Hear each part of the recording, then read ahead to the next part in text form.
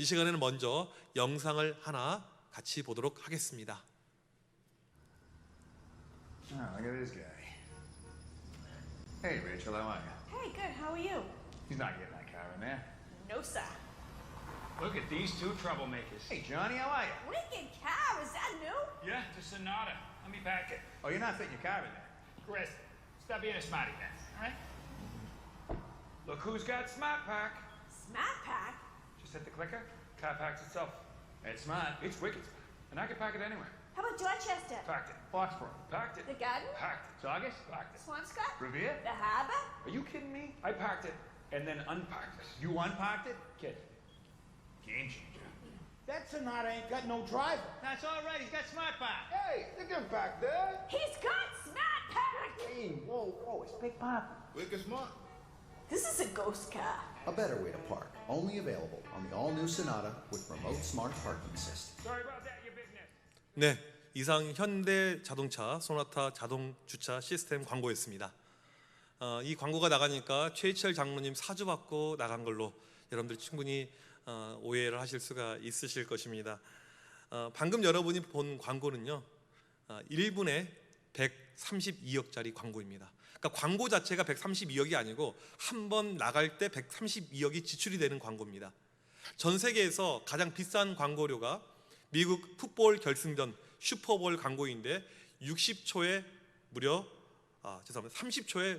66억입니다. 그러니까 60초에 132억. 이렇게 비싼 돈을 내고 거기다 광고를 내는 이유가 있죠. 홍보 효과가 크기 때문에. 우리나라 현대, LG 이런 대기업들이 이때 이 짧은 프라임 타임에 광고를 냅니다. 엄청난 효과, 뜰 수 있고 더 많이 팔릴 수 있는 그런 능력이 있으니까 이 광고를 이때 이 타이밍에 내는 것입니다. 오늘 본문의 타이밍은 우리 주님의 인기가 오병이어를 통해서 정점에 올라갔던 그 상황 이후의 상황입니다. 오병이어 이후에 예수님은 전국구 스타가 되었습니다. 유대사회에서 가장 인기가 많은 슈퍼스타가 예수님이 되신 것이었습니다. 이렇게 많은 사람들이 몰려왔는데 그들을 향해서 예수님께서 보리떡 먹지 말고 내 살을 먹으세요. 지난주 설교 내용이죠. 내 살과 내 피를 먹고 마십시오. 이렇게 이야기하자 사람들이 떠나가 버린 겁니다. 인기가 떨어져 버렸습니다. 그렇게 높았던 인기가, 정점에 찍었던 인기가 물 빠지듯이 다 떨어져 버린 거예요. 예수님의 인기가 하락세로 갔던 그 타이밍이 발생한 것입니다. 세상적으로 보게 되면 다시 인기를 끌어올려야 되죠. 그렇게 인지도를 가지고 가면 영향력을 행사할 수가 없게 됩니다. 다시 어떻게 하면 인기를 최대한 끌어올려야 될 수 있는가, 올려야만 하는데 그 방법이 무엇인가, 그런 찰나가 오늘 본문의 상황인 것입니다. 1절에 보니까 예수님께서 갈릴리에 계셨습니다. 5절에 보면 분명 예수님께서 유대 땅 예루살렘에 계셨는데 6절부터 예수님께서 북쪽인 갈릴리 호숫가로 이동하십니다. 그때가 봄이었습니다. 봄에 예수님께서 갈릴리에서 사역을 하시는데 봄의 갈릴리는 참 아름답습니다. 양귀비꽃이 이렇게 피어 있고요, 갈릴리 호수의 전경을 보게 되면 한 폭의 그림 같고요, 얼마나 이 모습이 아름답고 좋은지 몰라요. 나중에 우리 교인들과 함께 저곳에 갈릴 날이 오기를 정말 고대하고 소망합니다.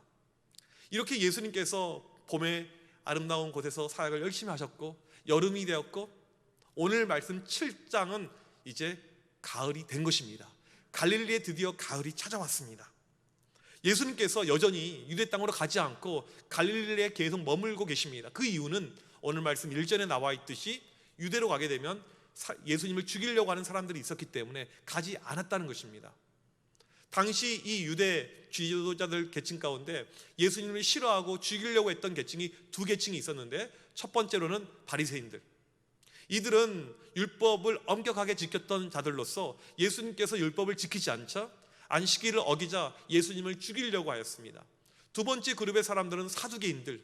이 사람들은 로마 정부의 힘을 입어서 자기 권력을 유지하고 있었던 사람인데 예수님께서 로마 정부를 전복할 수가 있다, 이것을 뒤집어 엎을 수가 있다, 이런 내용들 가운데 저거 그냥 살려주면 안 되겠다, 이런 마음으로 예수님을 죽이려고 하였습니다.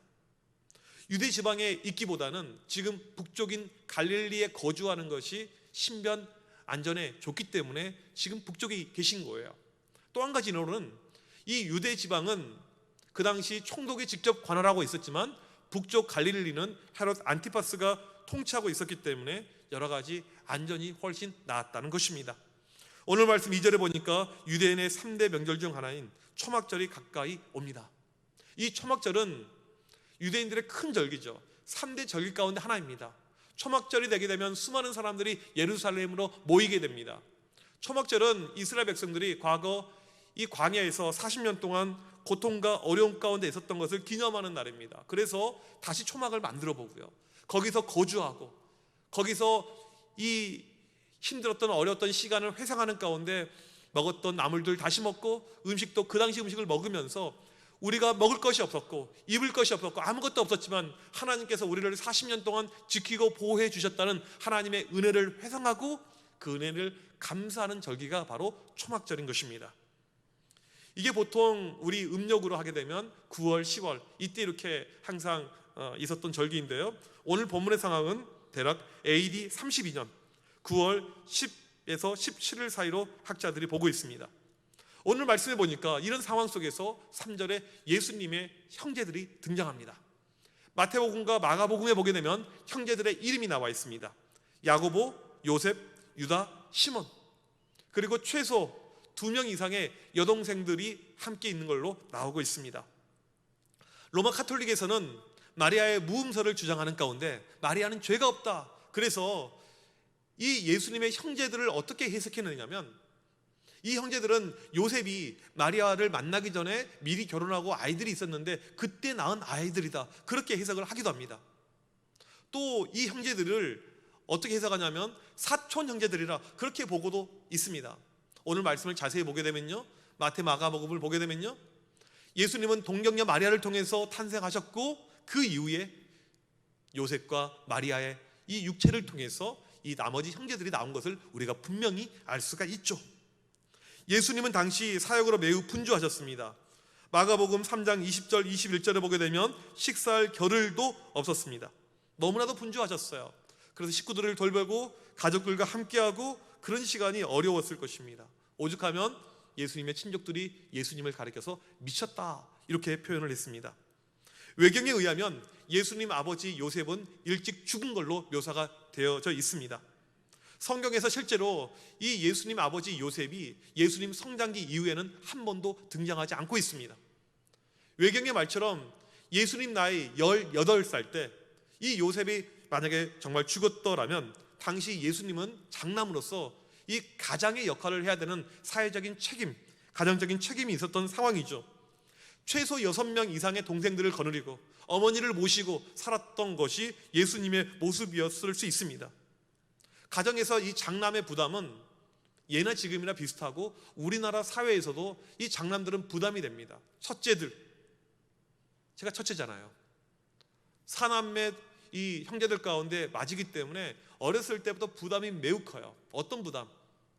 이 첫째들 같은 경우에는요, 행동이 상당히 발라야 됩니다. 무엇인가 틀리거나 못하거나 그러면 안 돼요. 항상 하는 이야기가 동생들이 보고 있다, 네가 본인이 돼야지. 이게 장남들 첫째들에게 주는 이런 프레셔들이죠. 또 이 장남이 가지고 있는 책임 중에 하나가 무엇입니까? 나중에 노부모를 봉양해야 되는 그런 책임도 있습니다. 요즘의 젊은이들, 요즘의 청년들은요, 그런데 이런 트렌드 가운데 살지 않으려고 해요. 인터넷에 보니까 어떤 청년, 이 젊은 친구들이죠, 여자친구가 마음에 안 들었을 때 헤어지는 방법, 이것이 나와 있습니다. 이렇게 한마디 하면 된대요. 나 장남이야. 조금 더 나아가서 나 부모님 모실 거야. 그러면 바로 헤어질 수가 있대요. 이게 요즘 시대상을 반영을 한다고 합니다. 당시 인간적인 모습으로 보게 되면 예수님의 위치가 최소 6명 되는 동생들을 거느려야 되고 또 식구들을 먹여 살려야 되는 그런 어떤 위치 가운데 있었는데, 맨날 복음을 증거하고 말씀을 증거하고 사람들을 고치는 일로 바쁘기 때문에 식구들과 함께 못하는 거예요. 집에도 못 들어가는 것입니다. 맨날 밖에만 있는 거예요. 이러한 모습을 식구들이, 형제들이 좋아할 리가 없었겠죠. 특별히 오늘 말씀에도 나와 있지만 예수님의 형제들은 예수님을 메시아로 인정하지도 믿지도 않았습니다. 우리로서는 이해가 안 되죠. 예수님께서 물을 포도주로 바꾸셨습니다. 38년 된 병자를 고치셨습니다. 또 예수님은 무리를 거리셨습니다. 예수님은 오병이어 기적을 일으켰습니다. 이런 소문이 지금 유대 사회 안에 만연할 텐데 이것을 믿지 않고 있습니다. 지금 사람들은 줄 서서 예수님의 제자가 되려고 하고 있는데 이 형제들은 믿지 않고 있습니다. 믿음이라는 것이요, 참 이게 인간적인 생각으로 잘 안 되는 것 같습니다. 좋은 목사님 가정의 자녀들 가운데 믿음이 엉망인 경우가 종종 있습니다. 교회에서 보게 되면 우리 장로님, 우리 정말 훌륭한 이 권사님들 보게 되면 이 자녀들도 역시 믿음 생활 잘하겠다라고 생각이 되지만 실상 그러지 못한 경우들이 있는 것을 우리가 보게 됩니다. 특별히 내가 열심을 품고 주의를 감당하려고 하고 주님께 헌신하려고 하는데 식구들이 믿지 않았었을 때 그 고통은 말로 표현할 수가 없습니다. 무당 엄마, 목사 아들, 이런 책이 있습니다. 참 책도 특이하죠. 이 책은 미국 템파베이 열린교회에서 목회하는 주명식 목사님이 쓴 책입니다. 어렸을 때부터 홀로 신앙생활을 하였어요. 홀로 예수를 믿고 신앙생활을 하는 가운데 믿음이 자라서 이제 내가 주의 종이 돼야겠다, 목회해야겠다, 이런 마음을 품고 이제 신학교 입학 생각을 하고 군대를 입대하게 되었습니다. 군에 있는데 하루는 이상한 소식을 들었어요. 청청병력 같은 소식을 들었습니다. 어머니가 신내림을 받았다는 거예요. 아들은 헌신해서 목회자가 되려고 하는데 어머니가 신내림 받아서 작두를 타고 있는 거예요. 얼마나 그의 마음이 힘들었겠습니까? 물론 나중에 아까 사진에서 보셨듯이 전도에서 그 어머니가 예수를 믿게 되었습니다. 당시 예수님께서 공생의 사역을 감당하고 있습니다. 메시아로서, 그리스도로서 복음을 증거하는 사역을 감당하고 있는데 그 형제들이 믿지 않고 있어요. 식구들이 믿지 않고 있습니다. 엄청난 부담이고 어려움이죠. 물론 나중에 이 형제들이 예수님을 믿고요, 특별히 야고보 같은 경우에는 초대교회, 예루살렘 교회 수장, 이런 리더를 하게 됩니다. 믿지 않는 형제들, 믿음이 없는 이 형제들, 그들이 오늘 말씀에 예수님을 찾아옵니다. 그리고 참 이상한 제안을 내요. 아주 독특한 제안입니다. 3절 4절에 보게 되면 믿지 않는 형제들이 하는 제안은 이거예요. 형님, 왜 갈릴리에서 이러고 있습니까? 빨리 우리 유대 예루살렘으로 내려갑시다. 지금 곧 있으면 초막절이 찾아오는데 수많은 인파들이 이 예루살렘에 몰려들 텐데 거기 가서 대박 한번 터뜨리십시다. 전에 오병이어 같은 큰 사건 하나 터뜨리게 되면 형님 인기 올라갈 것이고 상당히 괜찮을 것 같은데 같이 내려갑시다. 지금 예수님의 형제들은요, 예수님을 메시아로 믿고 있지 않습니다. 이들에게 예수님이 메시아이건 아니건 이건 중요하지 않아요. 예수님의 인기가 중요한 거예요. 지금 인지도 있을 때, 지금 어찌 보면 인지도가 좀 떨어졌는데 올릴 수 있는 타이밍인데 지금 예루살렘에 가서 초막절에 오병이어와 같은 기적 한 번만 터뜨리게 되면 엄청난 인파들이 다시 몰려들 것이고 우리 형님의 인기가 엄청나게 올라갈 것이고 이것을 통해서 우리가 얻을 이윤도 있을 것이고 우리 경제적으로도 괜찮아질 것이고, 이들은 모든 관심이 이 예수님의 인기였습니다. 유대의 탑스타, 유대 사회를 뒤흔들 수 있는 최고의 인기맨, 우리 형님 지금 가야 됩니다, 갑시다, 이거였어요. 또 예루살렘에서 예수님을 죽이려고 하는 반대 무리들이 있었는데 인기가 올라가면 그들이 그런 해코지를 못하니까 지금 갑시다, 이거였어요. 예수님의 형제들의 목소리는 이거였습니다. 형님, 지금이 타이밍입니다. 지금 떠야 됩니다. 지금 높이 올라가야 됩니다. 예루살렘 갑시다, 다 같이 갑시다, 이거였어요. 3절과 4절에서 이렇게 이야기하자 오늘 말씀 5절에 보니까 성경은 이상한 해설을 하고 있습니다. 5절의 뉘앙스가 좀 이상해요. 이는 그 형제들까지도 예수를 믿지 아니함이러라. 지금 이 형제들의 발상은 믿지 않는 불신앙에서 나왔다는 것입니다. 세상의 방법, 세상의 방식, 높아지려고 했던 이 모습, 이들이 생각했던 것은 세상적인 불신앙의 방법이었다고 성경은 이야기를 하고 있습니다. 이런 어떤 방법은요, 이 형제들이 처음이 아니고 사복음서에 보게 되면 시초가 따로 있습니다. 바로 사탄이에요. 예수님께서 공생의 사역을 시작하기 전에 광야에서 이 마귀의 시험을 받죠. 이때 마귀가 했던 것이 이거예요. 네가 메시아라면 왜 이렇게 고생을 하느냐? 편하게 갈 수가 있는데, 내가 모든 것을 줄 텐데 고생하지 말고 편하게 뜨자, 편하게 위대해지자.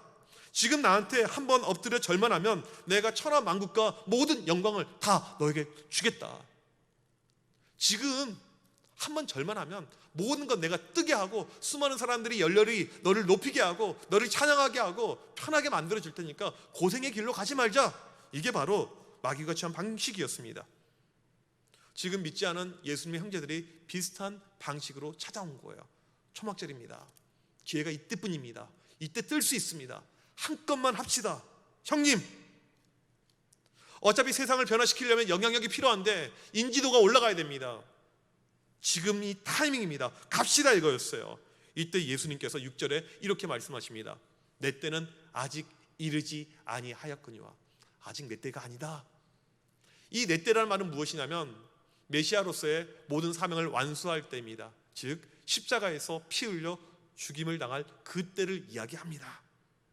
주님의 말씀은 무엇이냐면 나는 지금이 내 때도 아니고 너희가 원하는 그런 방법 사용하지도 않을 것이고 나는 십자가에서 피 흘려 죽게 되는 방법을 사용할 것이다. 나는 세상에서 최고가 되는 인기 스타 그런 마음 전혀 없고 나는 내 때 십자가에 가서 피 흘려 죽으면서 내 모든 사역을 완료할 것이다. 내 사역의 하이라이트는 죽는 그 순간이다. 십자가가 내 사역의 모든 하이라이트다. 예수님께서 그렇게 말씀을 하시는 것입니다. 세상이 나를 싫어하겠지? 내가 세상을 정죄하고 죄에 대해서 끊임없이 지적하니까 하지만 나는 내 때를 기다리면서 마지막 내 타이밍, 내 때 나는 영광스럽게 하나님께 갈 것이다. 그렇게 이야기를 하고 있습니다. 예수님께서 이러한 어떤 자기 방법, 자기의 생각을 지금 이야기를 하고 있는데 이것이 잘 함축되고 요약이 되어져 있는 것이 빌립보서 2장 말씀입니다. 빌립보서 2장 6절부터 보게 되면 예수님은 근본 하나님과 본체예요. 하나님이셨습니다. 하나님이에요.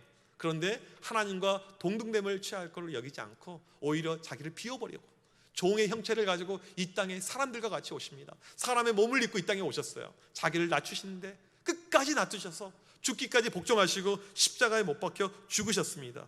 이게 바로 예수님이 선택하신 방법이죠. 하나님으로서 100% 신성을 가지셔서 그 능력을 발휘하면 편하게 살 수가 있는데 그 능력을 발휘하지 않으셨어요. 오히려 능력이 있는데도 더 낮아지는 것입니다. 낮아질 수 없는 데까지 더 낮아지신 것이 예수님이 하셨던 방법이라는 것입니다. 나중에 보게 되면 이 예수님이 하셨던 방법을 그대로 따라간 사람이 있는데 사도 바울입니다. 사도 바울에게는 비전이 있었죠. 당시 세계 중심부라고 하는 로마, 세계는 로마로, 로마는 세계로, 그 로마에 가면 수많은 인파들이 있을 텐데 그곳에 가서 하나님의 복음을 내가 전파하자. 이게 바울이 가졌던 이 로마에 대한 비전이었습니다. 사도행전 19장 21절에 보게 되면 내가 로마도 보아야 하리라. 분명히 그 비전을 명시해놨습니다. 여러분, 이 비전이 어떻게 이루어진 줄 아십니까? 복음을 증거해야 되는데 어떻게 증거한 줄 아십니까? 저처럼 이렇게 양복을 입고 말끔하게 차려입고 성경책을 들고 가서 오른쪽에 성경을 끼고 회개하라 천국에 가까이 왔으니 예수를 믿으십시오. 그렇게 하지 못했습니다. 바울은 로마에 갔습니다. 어떻게 해요? 죄수의 신분으로 몸이 묶인 상태에서 결박된 채로 로마에 가게 됩니다. 특별히 가는 도중에 배가 파선하게 되어가지고 거의 죽음의 위기를 겪으면서 만신창이가 되어서 로마에 갑니다. 복음은 어떻게 전해요? 그 죄수의 신분으로 죄수의 모습을 그들이 유지하는 가운데 복음을 증거했습니다. 바울이 생각했던 방법과 하나님의 방법은 완전히 다른 거죠. 그 비전에 있어서는 같았지만 실행하는 방법에 있어서 바울의 생각대로 되지 않았던 것입니다.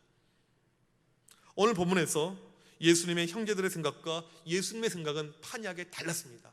완전히 달랐죠.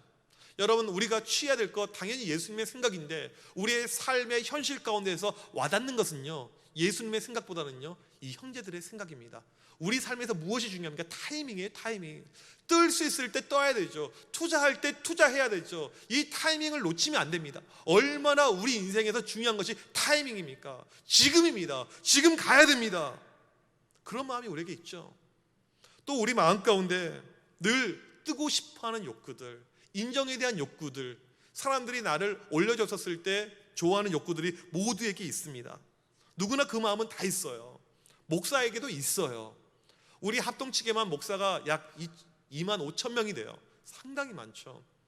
전국적으로 엄청나게 많은 목사님들이 있고요. 많은 교회들이 있는데 이왕 이 땅에서 목회할 때 수많은 성도들을 거느리고 큰 목회를 하고 스타 목사가 되고 싶어하는 마음들이 목사님들에게 왜 없겠습니까? 있죠. 가만히 있어도 그런 마음은 늘 찾아오게 됩니다. 제가 군산에서 약 9년간 부교육자 생활을 하고 서울로 올라왔습니다. 미국에서 유학을 끝내고 박사 학위를 받고 간 곳이 군산이었어요. 지방 소도시. 그렇게 교회도 유명한 교회도 아니었습니다.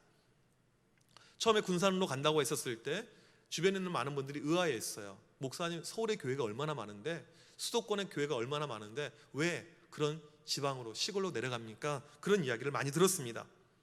군산에서 사역을 하는 가운데 사역의 열매를 하나님께서 주셔서 좀 이름이 유명해지고 인지도가 올라가자 러브콜을 참 많이 받았습니다. 저희 교단의 웬만한 초대형 교회에서는 거의 다 받았어요. 목사님, 저희 교회 와서 함께 사역합시다. 심지어는 다른 교단에서도 목사님, 저희 교단에 와서 교단을 바꿔서 한번 사역을 해봅시다. 그 요청들이 올 때마다 항상 했던 이야기가 이거였어요. 사역을 하려면 큰 물에서 해야 됩니다.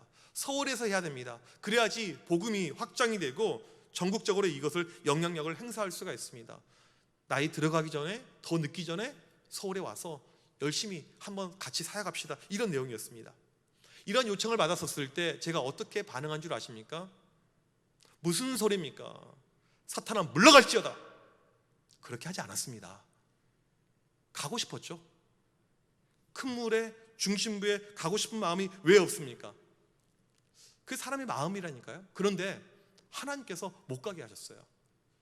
임지를 놓고 기도할 때마다 하나님께서 응답을 주시는데 마음에 여전히 불편한 마음들, 평안함이 전혀 없어요. 기도하면 할수록 우리 교회 그 아이들, 그 양아치 일찍 일어난 아이들 계속 눈에 아른거리고 하나님께서 갈 수 있는 마음을 저에게 주지 않았습니다. 제가 미국에서 유학하는 동안 한 교회에서 8년 동안 사역을 했고요, 군산에서 한 교회에서 9년 동안 사역했습니다.